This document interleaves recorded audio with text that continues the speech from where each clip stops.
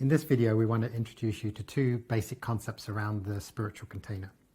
So the first of these is that deep transformational growth is really supported by having a container, a supportive structure around us to go through that change.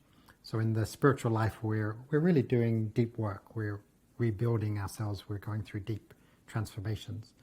And in this sense, it's like the training dojo. We need a supportive space, a supportive structure where we can go through that learning and that change. The supportive structure is really, really important. And many of us, many people haven't grown up knowing a supportive structure in their families. And so for many of us, we actually have to learn this for the first time and recreate it. So that's just a very important point to remember. Second of all, creating a supportive structure for your spiritual life, you can see it as, you know, in the womb, the baby doesn't grow or the fetus doesn't survive unless it has that very beautiful supportive container. So I'd like to give you a quote from our teacher's teacher who wrote this amazing book called Karma, Wound and Transcendence. And he talks about two liberations. There's a liberation of the heart and a liberation of insight or wisdom.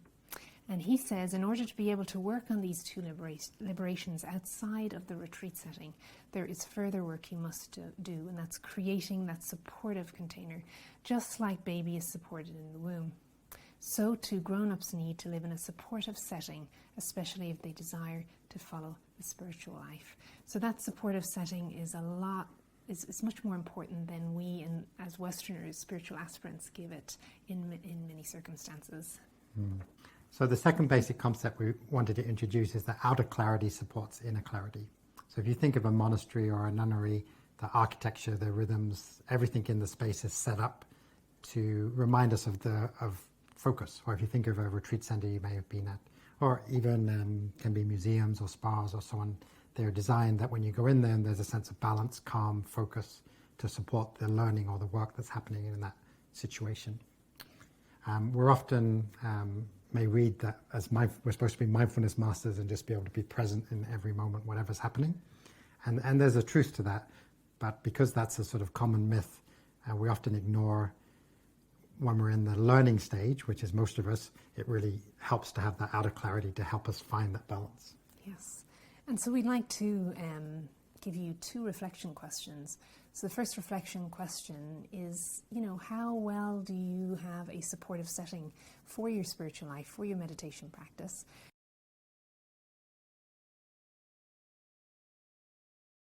And second of all, you know, look around in your environment. Is there something in your environment that helps you when you have a lack of inner clarity and you're looking to balance that up? Is there something in your environment that can support you to do that?